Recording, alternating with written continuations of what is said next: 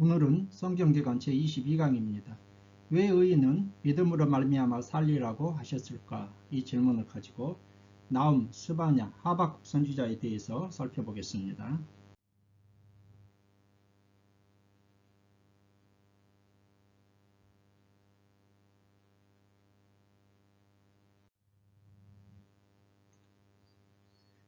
구약성경의 시대 구분 내용에서 오늘 살펴볼 오늘이 나훔, 스바냐, 하박국 이 위치가 여기죠. 그래서 분열왕국 시대에 이제 남유다가 망하기 전에 직전의 위치라는 것을 우리가 살펴볼 수 있죠. 확인할 수 있죠. 선지서의 시대의 순에 의한 구분에서 보게 되면 이제 북이스라엘이 멸망하고 남왕국 유다만 남아있는데 나움, 스바냐 그리고 하박국입니다. 에레미야는 다음 시간에 살펴보도록 하겠습니다. 이스라엘 남북 열왕들과 예언자들의 그러한 투표에서 오늘 살펴보게 되면요. 나움이 여기죠. 그리고 스바냐 그리고 하박국입니다. 이제 남유다가 멸망을 향해서 가고 있죠. 오바다에서 말라기까지 선지자들의 활동 위치에서 보게 되면요. 지금 나훔, 스바냐, 하박국입니다. 그리고 다음에 에레미야 선지자를 끝으로 이제 남유다가 완전히 멸망하게 됩니다. 나훔 선지서의 개요에 대해서 살펴보겠습니다. 나훔이라는 책 이름은 나훔은요. 안위, 위로, 구원이라는 뜻입니다. 아수르의 니느웨의 멸망으로 인해서 이제 남유다가 위로를 받게 된다는 것이죠. 그래서 3장 7절에 나훔 3장 7절에 나와 있는데 열왕기하 17장에서 북이스라엘의 멸망과 포로로 끌려간 내용이 기록되어 있지 않습니까? 그리고 아수르가 계속해서 얼마나 잔인하게 그렇게 이스라엘을 괴롭히고 있는지 알게 되죠. 그래서 아수르의 그러한 니느웨의 멸망으로 인해서 남유다가 위로를 받게 되는 것입니다. 저자 및 기록 연대를 보게 되면 저자는 엘고스 사람 나훔이라고 1장 1절에 되어 있고요. 이 나훔은 스바냐, 하박국, 에레미야 등의 선지자와 동시대의 인물이라는 것을 우리가 확인해 볼 수 있습니다. 기록 연대는요. BC 663년에서 612년 사이로 추정되는데 BC 663년은 이집트 노아문이 아수르에 의해서 멸망한 그러한 시기입니다. 나훔 선지서에 노아문의 멸망이 그렇게 기록되지 않습니까? 그래서 BC 663년부터 BC 612년 이것은 아수르의 수도 니느웨가 멸망한 그러한 연도입니다. 기록 배경 및 특징을 보게 되면 요나 선지자의 선포로 니느웨가 회개하자 하나님께서는 심판을 유보하십니다. 그러나 100년이 지나자 니느웨는 이전보다 더 무자비하고 교만해졌습니다. 이에 하나님께서는 죄에 대한 하나님의 공의로운 심판과 아수르에 고통받던 유다 백성들에게 소망을 갖도록 하기 위해서 나훔 선지자를 통해서 이 나훔서를 기록하게 하셨습니다. 요나가 구원의 회개를 선포했다면 나훔은요 니느웨의 멸망과 심판을 직접 선포하고 있습니다. 오바다는 에돔에 대해서 심판과 회개를 선포했고 하박국은 바벨론에 대해서 심판과 회개를 선포했는데요. 나훔 선지서를 보게 되면 회개가 없어요. 그냥 오직 심판만 선고되고 있다는 것입니다. 그리고 또한 니느웨의 멸망 과정을요 직설적으로 표현하여 예언서 중 가장 생동감 있게 묘사하고 있습니다. 3장 2절에서 3절이죠. 핵심 주제는 무엇입니까? 하나님의 권능과 주권입니다. 1장 15절 아수르의 심판과 멸망을 선포해서 악에 대해서 하나님께서 철저하게 심판하시는 하나님의 주권자 되심을 말씀하고 있는 것입니다. 나훔서에 나타난 그리스도는 심판주 예수 그리스도가 되겠습니다. 기본 구조는 무엇입니까? 1장에서는 아수르 니느웨의 심판을 선포하고 2장에서는 그 심판 그 모습이 기록되어 있고요. 그러면 3장에서 왜 니느웨가 심판을 당하냐 그 원인에 대해서 말씀하고 있습니다. 나훔의 내용을 살펴보겠습니다. 먼저 1장에서는 심판을 선포하고 있습니다. 니느웨에 대한 여호와의 진노와 심판이 선포되고 있는 것이죠. 1절 표제 그립니다. 엘고스 사람 나움이 니느웨에 대해서 묵시로 받은 경고이다. 그래서 엘고스가 어디 지역인지를 정확하게 그 위치는 알 수 없습니다. 그러나 유다 엘고스 사람 나움이라고 그렇게 나오고 있죠.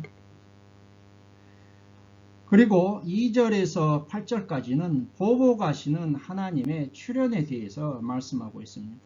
여호와는 질투하시고 보복하시는 하나님으로서 자기를 거스리는 자들을 보복하시며 진멸하신다는 것입니다. 그런데 2절에서 3절은 출애굽기 34장 6절에서 7절에서 강림하시는 하나님의 모습을 그대로 여기에서 재현하고 있죠. 그리고 이 부분 1장 2절에서 8절과 하박국 3장은 그 구조가 유사하다고 할 수 있겠습니다. 그리고 이제 9절에서 15절은 니느웨에 대한 하나님의 심판이 선언되고 있습니다.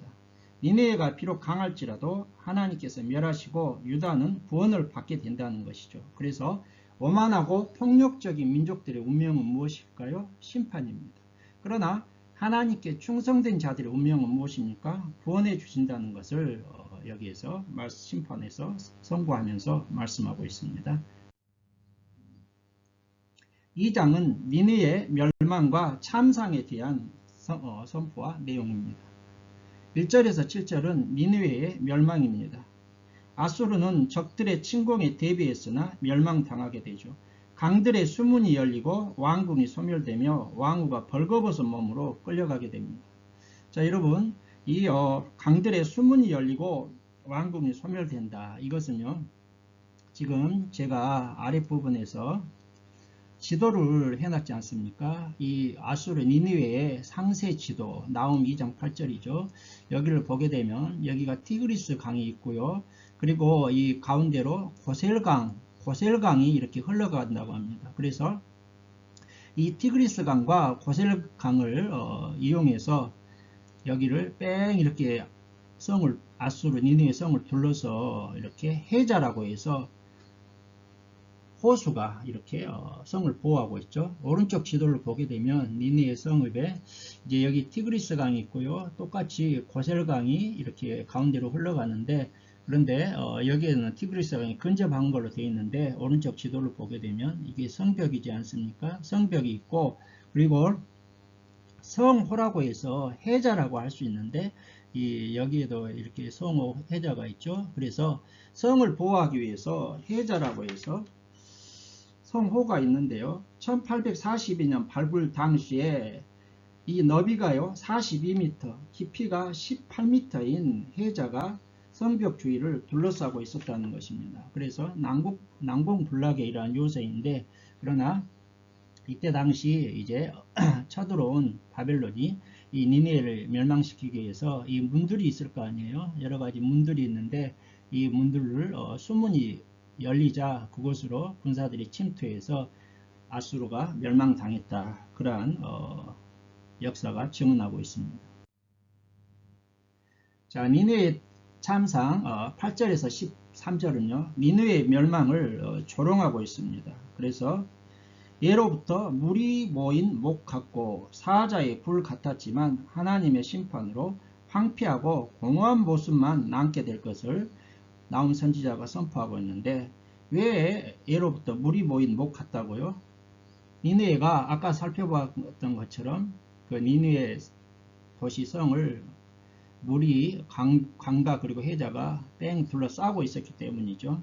그리고 사자의 굴 같았다는 것은 아수르가 여러 나라를 침공해 가지고 엄청난 보물과 그런 것을 다 니느웨에다 쌓아놓고 그렇게 즐겼다는 것입니다.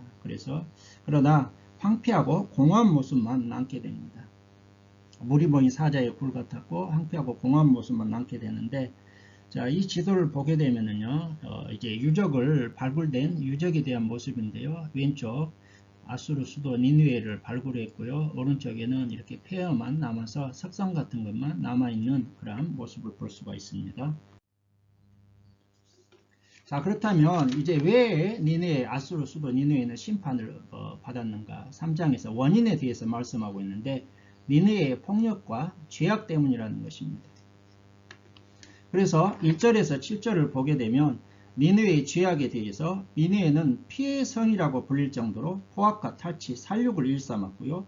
마술이라고 불릴 정도로 유혹과 사기와 기만 등 죄악을 저질렀습니다. 그 결과 애굽의 노아몬이 망했던 것처럼 무화과 나무와 메뚜기처럼 반드시 멸망당하고 만다. 그래서 8절에서 19절에서는 애굽의 노아몬처럼 반드시 니느웨도 멸망당하고 말 것이다. 노아몬은요, 애굽의 테베를 가리키고 있는데 BC 663년 아수르에 의해서 멸망당하고 말았습니다. 밑에 노아몬에 대해서 설명을 했습니다. 연대기 통독성경에서 발췌했는데요. 노아몬은 이집트에 있는 테베를 히브리어로 번역한 것이다. 이외에도 노, 룩소, 카르낙 등 다른 이름이 있다. 오늘날 이 룩소, 노아몬은 이집트의 수도인 카이로에서 직선거리로 남쪽으로 약 530km 지점에 나일 경변에 있다. 고대 이집트 제12왕조에서 바로들의 강력한 통치자로 등장하는 룩소에는 많은 유적과 신전과 바로의 무덤이 있다. 그 중에서 모세의 양모로 알려진 하셉슈트 여왕의 장제전이 있다. 나훔 선지자는 노아몬의 멸망을 예언했습니다. 자, 여기 노아몬도 인공 호수가 있습니다. 아까 아수르 수도 니느웨도 호수들로 그렇게 해자들로 둘러싸여 있다고 하지 않습니까? 인공 호수로 그렇게 안전하고 둘러싸여 있던 노아몬이 멸망한 것처럼 아수르 니느웨도 그렇게 멸망할 것이다. 그걸 말씀하고 있습니다. 특별히 이 나훔 선지자는 아수르의 수도 니느웨의 멸망에 대해서 선포했는데 요나 선지자가 아수르 수도 니느웨에 직접 가서 말씀을 선포했다면 이 나훔 선지자는 이제 유다에 머무르면서 아수르 수도 니느웨에 대해서 100년 후에 멸망을 선포했다고 할 수 있죠. 자, 여러분, 그렇다면 왜 나훔 선지자는 니느웨의 심판과 멸망을 생동감 있게 선포했을까요? 나훔서 3장 2절에서 3절에 보게 되면 휙휙하는 채찍소리, 윙윙하는 병거 바퀴소리, 뛰는 말 달리는 병거, 충돌하는 기병, 번쩍이는 칼, 번개 같은 창, 죽임당한 자의 때, 죽음의 큰 무더기, 무수한 시체에 사람이 그 시체에 걸려 넘어지니, 이렇게 생동감 있게 묘사하고 있지 않습니까? 요나의 선포로 니느웨는 하나님의 심판이 유예되었어요. 그러나 100년이 지난 후 아수르는 더 무자비하고 교만해졌습니다. 나훔 선지자는 아수르의 수도 니느웨에 대한 심판과 멸망을 선포했습니다. 오직 심판만 선포했다고 했어요. 생동감 넘치게 선포했습니다. 왜 그랬을까요? 니느웨가 반드시 멸망할 것이다. 이 멸망의 필연성을 선포함으로 아수르에 고통받던 유다 백성들을 위로하고 소망을 갖도록 하기 위함이죠. 뿐만 아니라 아수르의 이 멸망을 통해서 악에 대해서 반드시 심판하시는 하나님의 주권과 능력을 만방에 선포하시는 것입니다. 하나님이 유다, 이스라엘만의 하나님이 아니라 모든 제국을 그리고 온 세상을 다스리고 심판하시는 심판주 하나님이시라는 그것을 선포하고 있는 것입니다.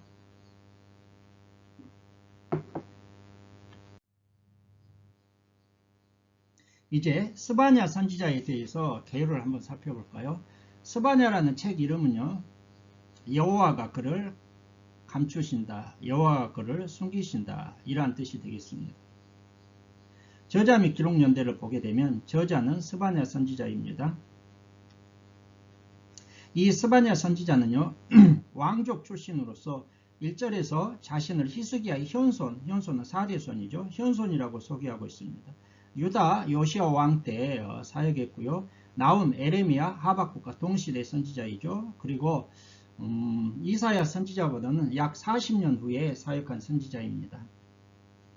기록 연대를 보게 되면요, 요시야의 종교 개혁이 일어나기 전인 BC 640년에서 630년 경이라고 추측해 볼 수 있습니다.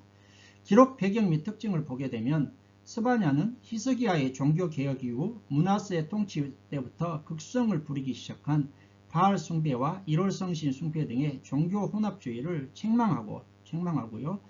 요시야 왕으로 하여금 종교개혁운동에 박차를 가하도록 독려하고 있습니다. 그리고 특히 여호와의 날을 선포하여 하나님은 일개 지역 신이 아니라 전 우주를 다스리는 절대 주권자이심을 강조하고 있습니다.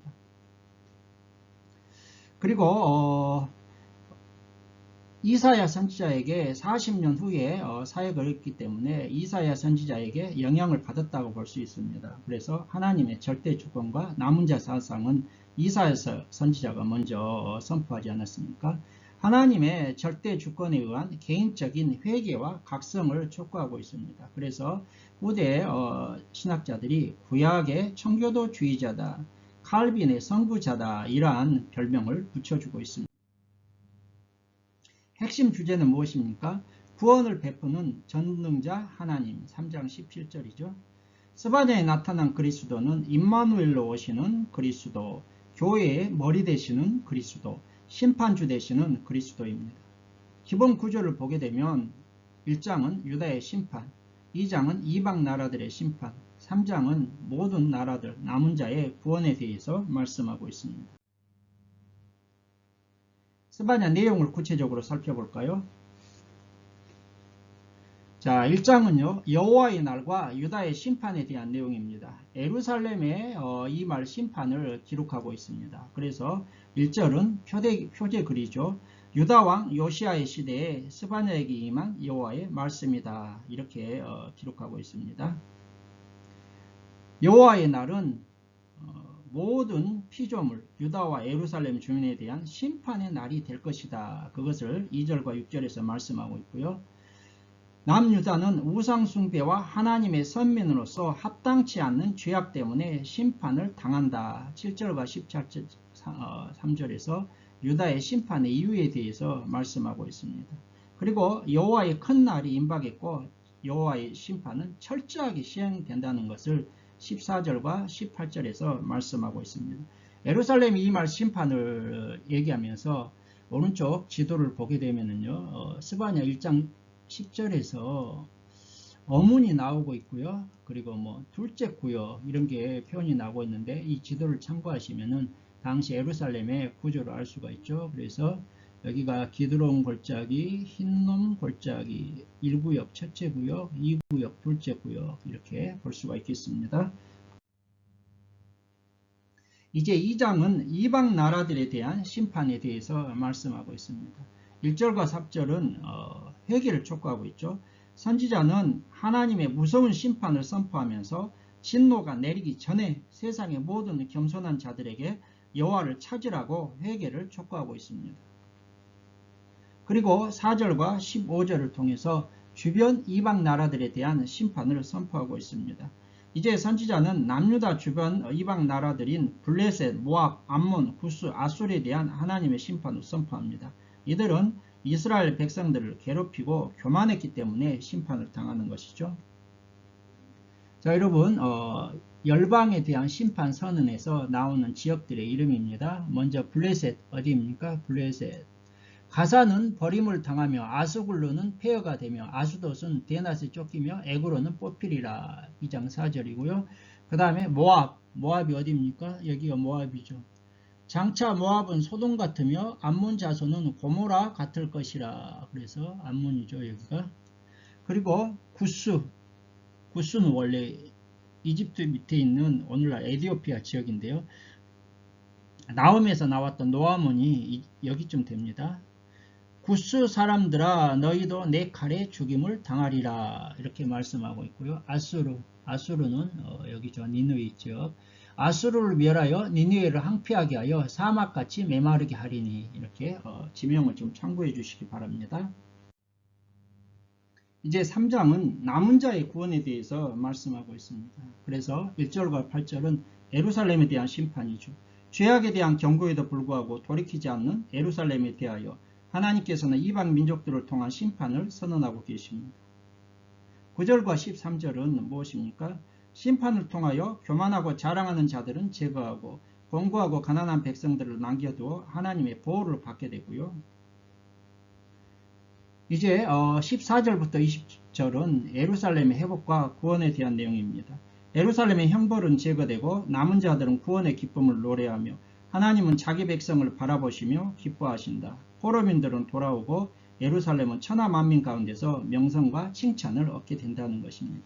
3장 17절 너희 하나님 여호와가 너희 가운데 계시니 그는 구원을 베푸실 전능자이시라. 그가 너로 말미암아 기쁨을 이기지 못하시며 너를 잠잠히 사랑하시며 너로 말미암아 즐거이 부르며 기뻐하시리라. 그래서 복음성가 너의 하나님 여호와가 너의 가운데 계시니 이 찬양 있지 않습니까? 이것이 스바냐 3장 17절을 그 내용을 하고 있는 복음성가가 되겠습니다. 자, 여러분 그렇다면 왜 스바냐 선지자는 자신의 족보를 자세하게 밝혔을까요? 1장 1절에서 그렇게 밝히고 있죠. 자신이 히스기야의 현손 4대 손임을 밝힐 필요가 있었기 때문이죠. 스바냐 당시는 어땠다고 했습니까? 종교 혼합주의가 극성을 부렸어요. 바알 숭배와 일월성신 숭배 그리고 지도자들의 부패가요 극성을 부리고 있었습니다. 이것은 동시대에 사역했던 그러한 선지자들과 동일한 것인데요. 스바냐 선지자는 지도자들의 부패를 책망하고 하나님의 절대 주권에 의한 개인적인 회개와 각성을 촉구했습니다. 그래서 또한 요시야 왕의 종교개혁에 박차를 가하도록 격려하고 있습니다.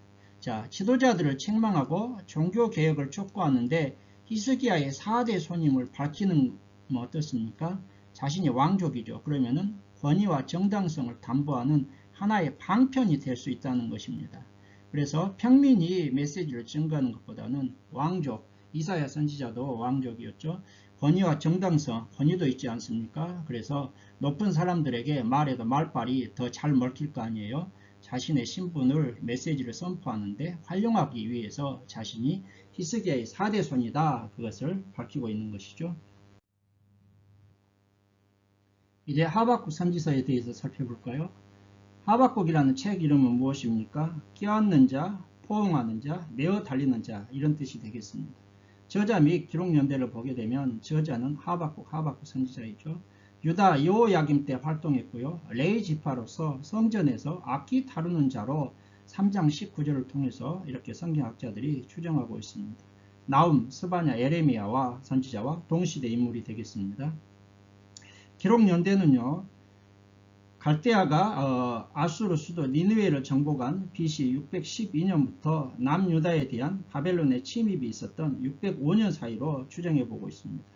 기록 배경 및 특징을 보게 되면 하박국 당시의 유다는 너무나 혼란스러운 상황이었어요. 요시야의 전사, 여호아스, 여호야긴, 시드기야. 이것은 열왕기상과 역대 상하에서 통해서 제가 강의를 했었어요. 그 역사서 부분을 참고해 보시면 이때 요시야와 그 아들들 얼마나 혼란스러운 상황이었는지 우리가 알 수가 있겠습니다. 그리고 그럼에도 불구하고 하나님을 유다가 어땠습니까? 하나님을 대적했습니다. 뿐만 아니라 백성들은 착취를 당했고요. 악이 성행하는 이러한 상황이었습니다. 이에 하박국 선지자는 악이 성행하는 상황 속에서 남은 자들의 고통을 위로하고 그러한 불의한 상황 속에서도 믿음으로 살 것을 격려하기 위해서 본서를 기록하고 있습니다. 그리고 본서에는요, 그 특징이 무엇이냐면 하박국의 질문이죠. 하박국 선지자가 어떤 질문을 하냐면은 하박국 선지자가 왜 악이 이렇게 성행하는데 하나님은 가만히 계십니까? 이렇게 질문하면 거기에 대해서 하나님이 답변하고요.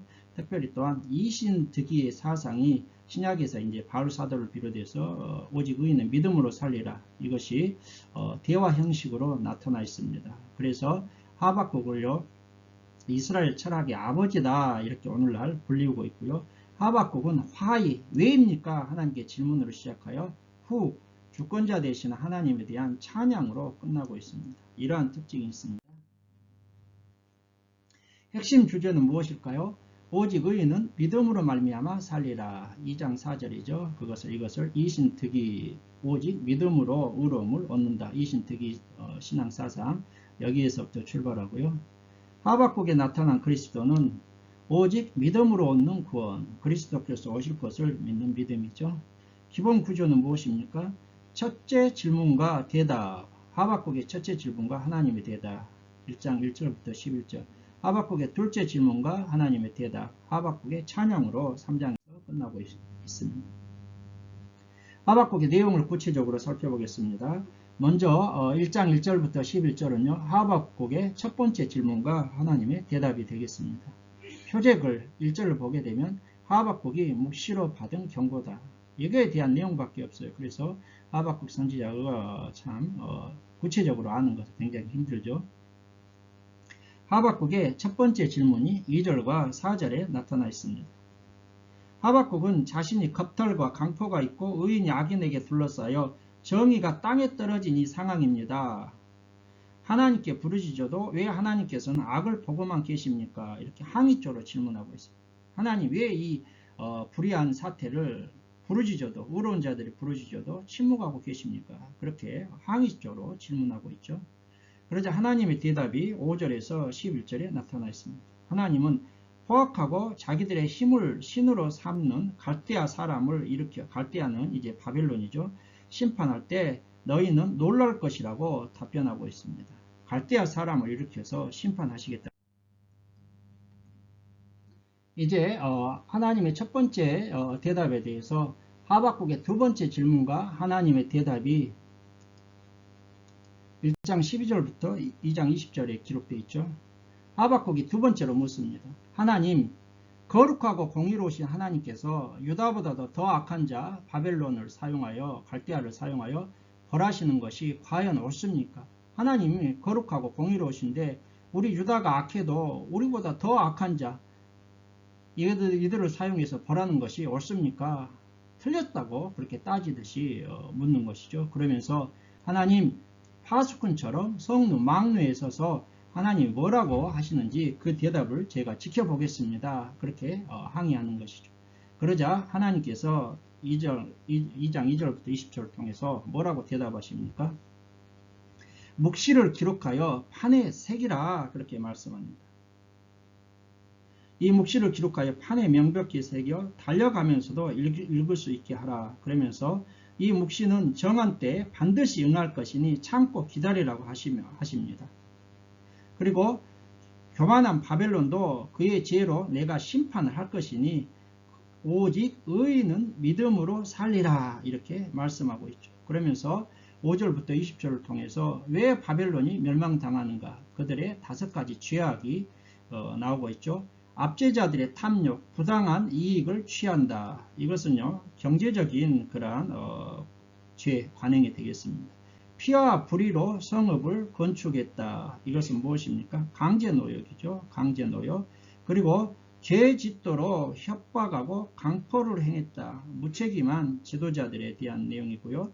우상숭배 이러한 것들을 죄로 인해서 내가 그들을 유다를 징벌하는 도구로 사용하지만 결국 그들도 그 죄 때문에 심판하시겠다는 것이죠. 자, 여러분 그렇다면 하박국 2장 4절에 보게 되면 보라 그의 마음은 교만하며 그 속에서 정직하지 못하나 의인은 그의 믿음으로 말미암아 살리라. 왜 의인은 믿음으로 말미암아 살리라고 이렇게 말씀하셨을까? 유명한 이신칭의에 대한 말씀인데요. 이것은 하박국의 질문에 대한 하나님의 대답의 과정 속에서 나온 것이죠. 그래서 하박국의 질문과 하나님의 대답을 이해해야만 이 4절 오직 의인은 믿음으로 말미암아 살리라는 의미를 정확하게 알 수 있다는 것이죠. 하박국의 질문의 요지는 무엇입니까? 우리가 살펴봤죠. 정의가 땅에 떨어져도 왜 하나님은 보고만 계시는가? 침묵하시는가? 그러자 하나님의 갈대아 사람을 통해서 하나님께서 갈대아 사람을 통해서 심판하시겠다 이렇게 대답하잖아요. 하박국도 뭐라고 묻습니까? 어떻게 거룩하고 공의로우신 하나님께서 더 악한 갈대아를 사용하여 벌하십니까? 그것이 과연 옳습니까? 제가 성내에 서서 하나님 뭐라고 말씀하시는지 지켜보겠습니다. 따지죠. 하나님께서는 묵시를 기록하여 읽을 수 있게 달려가면서도 읽을 수 있게 하라. 그러면서 이 묵시는 반드시 정한 때가 있어서 비록 더딜지라도 네가 기다리면은 반드시 응하리라. 그러면서 주신 말씀이 무엇이에요? 의인은 그의 믿음으로 말미암아 살리라 이렇게 말씀하셨어요. 그러니까 의인은 믿음으로 말미암아 살리라 이게 그냥 밑도 끝도 없이 떨어진 게 아니라 하박국과 질문과 하나님의 대답 가운데서 나왔다는 것이죠. 그래서 하박국에 주신 말씀에서 믿음의 의미는 무엇입니까? 믿음으로 살리라 이렇게 했을 때요. 믿음은 히브리어로 에무나입니다. 에무나. 믿음, 견고함, 선실함, 성실. 그리고 이것은 무슨 뜻이냐? 또 믿음으로 살리라고 했을 때요. 살리라는 히브리어로 하야입니다. 하야. 살다, 살아있다. 생명을 유지시키다. 그러니까 살다, 살아가고 살아있는 상태. 그리고 생명으로 연결돼요. 생명을 유지시키다. 생명을 부여하다. 생명을 회복시키다. 그리고요. 이게 생명과 관련되어서 이제 어떤 의미까지 포함하냐면 영원히 살다, 소생되다, 되살아나다. 생명의 구원과 회복과 연결된 그러한 내용이 믿음으로 살리라에서 믿음과 살리라의 의미라는 것이죠. 자, 그래서 이 하박국에 주셨던 의인은 믿음으로 살리라. 이건 무슨 뜻이냐면요. 묵시, 정해진 때에 임할 하나님의 심판을 가리키고 있죠. 이때 당시 하박국은 바벨론에 임할 유다의 심판이에요. 이것을 믿고 참고 기다리면은 하나님의 심판은 분명히 반드시 성취된다. 그러니까 악이 성행하는 것 같고 답답해도 인내하면서 믿음으로 살아가라. 승리하라는 것이죠. 악한 세상에서 하나님의 심판을 믿고 참고 기다리면서 살아가라. 그러면은 그 사람이 의인이고 그 의인은 그 믿음으로 살게 된다. 여기에서 살게 된다는 건 무슨 뜻이에요?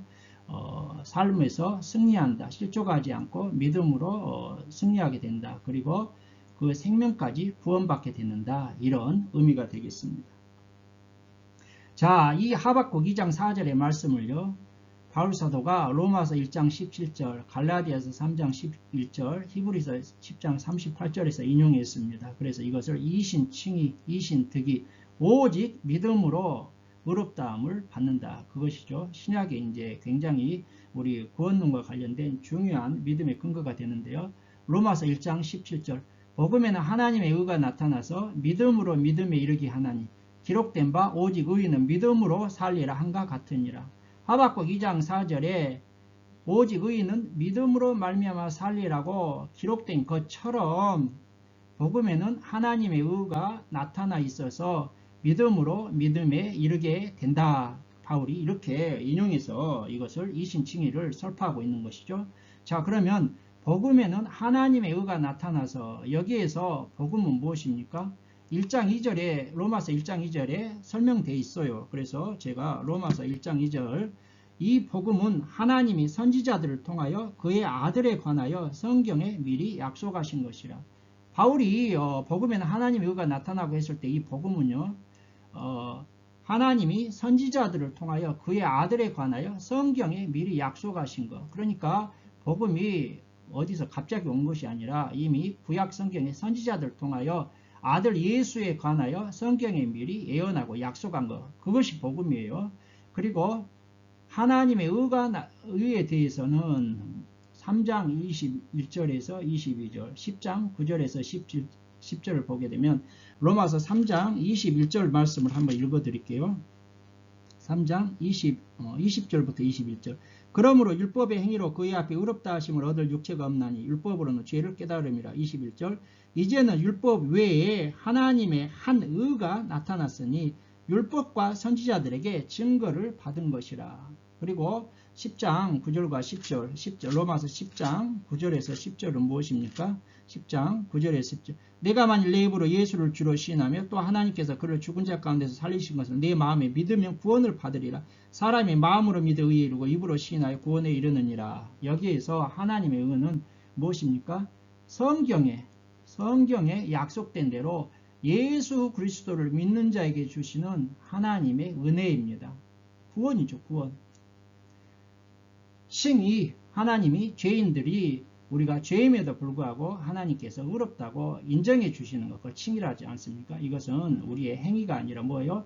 하나님의 은혜고 그 다음에 하나님의 은은요 구원이죠. 그래서 에베소서 2장 8절, 고린도후서 5장 21절에 의하면 예수 안에서 하나님의 의가 된다고 했습니다. 그리고 나서 믿음으로 믿음에 이르게 하나니. 여기에서 믿음은요, 헬라어로 피스티스, 믿음, 신뢰, 확신이란 뜻입니다. 그래서 믿음으로 믿음에 이르게 하나니는 말했을 때 이 앞에 있는 믿음은 무엇입니까? 복음에 나타난, 성경에 이미 약속된 나타난 하나님의 약속을 믿는 것입니다. 하나님의 약속을 믿는 거예요. 그래서 이미 선지자들을 통해서 예수를 십자가와 죽음과 부활에 대해서 예언하고 있으면서 그 믿음을 믿게 되면은 이제 어렵다고 인정해 주신 그 하나님의 의에 이르게 되는데, 그래서 믿음으로 믿음에 이르게 한다 해서 앞에서 있는 믿음은 무엇이라고요? 하나님의 약속, 성경에 나타낸 그 복음을 믿고 받아들이는 그 믿음이죠. 그리고 그것을 받아들이게 되면 믿음에 이르게 된다. 두 번째 이 믿음은 무엇입니까? 구원에 이르게 된다. 하나님의 의에 이르게 된다. 칭의에 이르게 된다는 거예요. 그래서 로마서 9장 30절은 믿음에서 난 의라고 말하고 있고요. 로마서 10장 6절은 믿음으로 말미암는 의다 이렇게 말씀하고 있습니다. 구약이나 신약이나 구원은 하나님의 의에 이르는 것은 무엇입니까? 하나님의 약속인 예수 그리스도를 믿음으로 구원받는 것이지 자기의 행위로 구원받는 것이 아니라는 것을 우리는 하박국 2장 4절과 또 이것을 바울을 비롯한 신약 성경에서 인용하는 이신칭의를 통해서 확인할 수 있겠습니다. 이제 3장은 마지막으로 하박국의 찬양, 하박국의 기도가 되겠습니다. 하박국의 기도가 1절부터 2절에 걸쳐서 나타나 있는데요. 시기온옷에 맞춰서 이렇게 기도하는데, 시기온옷이라는 것은 열정적인 감정의 변화를 유도하는 음악이 되겠습니다. 그래서 하박국은 하나님께서 주신 답변처럼 모든 것이 속히 이루어지고 진노 중에서라도 자신과 이스라엘의 긍휼을 베풀어 달라고 기도합니다. 그리고 이제 3절부터 15절에 심판주로 오실 하나님의 환상에 대해서 말씀하고 있습니다. 심판주로 오실 하나님은 환상 가운데 이제 하박국이 그것을 보고 찬양하는데, 이는 장차 유다에 임할 심판의 모습이죠. 그리고 이제 하박국은 16절과 19절을 통해서 이 환상을 보고서 찬양을 하는데요. 여기에서 환상은 하나님의 심판입니다. 바벨론의 침공으로 인해서 유다가 얼마나 처참해 될 것인가, 그것을 환상을 보고요. 떨며 두려워하고 절망합니다. 너무나 두렵지 않겠어요? 그래서 떨며 절망하는데, 그러나 하박국 선지자는 하나님의 구원에 대한 확신으로 절망하지 않고 하나님을 찬양하고 있습니다. 그래서 3장 17절에서 18절, 그 유명한 구절이죠. 비록 무화과 나무가 무성하지 못하며 포도나무에 열매가 없으며 감람나무에 소출이 없으며 밭에 먹을 것이 없으며 우리의 양이 없으며 외양간에 소가 없을지라도 나는 여호와로 말미암아 즐거워하며 나의 구원의 하나님으로 말미암아 기뻐하리라. 무화과 나뭇잎이 마르고, 그 찬양, 무화과 나무 잎이 마르고, 이 찬양이요, 이 하박국 3장 17절에서 18절을 내용으로 하고 있는 것이죠. 여러분, 우리는 이 하박국의 기도를 통해서요, 귀한 메시지를 깨닫게 됩니다. 하박국 선지자처럼 우리 성도들도 살다 보면 절망과 낙담할 상황에 처할 수가 있어요. 자신의 환경일 수도 있지만 의인은 핍박당하고 그 다음에 정의가 땅에 떨어져도 마치 하나님이 죽은 것처럼 이렇게 느껴지는 그 상황에서도요, 절망할 수 있는데, 하박국처럼 어떻다는 거예요? 구원의 하나님. 상황이 어떻다는 건데 하나님은 살아계시고 그 하나님이 모든 정의를 행하신 구원의 하나님, 언약의 하나님을 인해서 찬양하고 승리할 수 있다. 귀한 메시지를 깨달을 수 있기를 바랍니다. 자, 여러분, 하박국의 찬양에 나오는 3장에 지명들이 있습니다. 지명들이 있어요. 그래서 보게 되면은 갈대아, 칼두라고도 하고, 내가 본즉 구산의 장막이 환란을 당하고, 3장 7절인데요. 구산은 이 갈대아 지역, 여기를 얘기하고 있죠. 그리고요, 하나님이 대만에서부터 오시며 거룩한 자가 바란산에서부터 오시는도다, 이렇게 말씀하고 있죠. 자, 그리고요, 그래서 대만이 여기입니다. 에돔에 있는 대만. 그리고 또 미디안 땅이 휘장이 흔들리는도다. 3장 7절에 미디안이 이쪽 지역이죠. 그래서 바란산, 바란이 여기고요. 참고해 주시기 바랍니다. 여러분, 저는 오늘 강의를 시작하면서 왜 의인은 믿음으로 말미암아 살리라고 하셨을까? 이 질문으로 강의를 시작했습니다.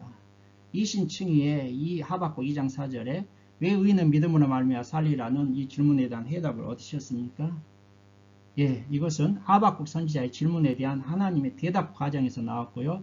하나님의 묵시 말씀은 반드시 성취된다. 그러니까 인내하면서 믿음으로 살라, 믿음으로 승리하라, 그렇게 의미가 되겠고요. 신약에서 이신칭의의 믿음으로 인용되었습니다. 이렇게 해서 오늘 강의를 마치고요. 다음 강의에서는 에레미야와 에레미야 예가에 대해서 살펴보겠습니다. 오늘 강의를 시청해 주신 여러분들께 감사를 드리고 다음 강의에서 더 좋은 강의로 찾아뵙겠습니다. 감사합니다.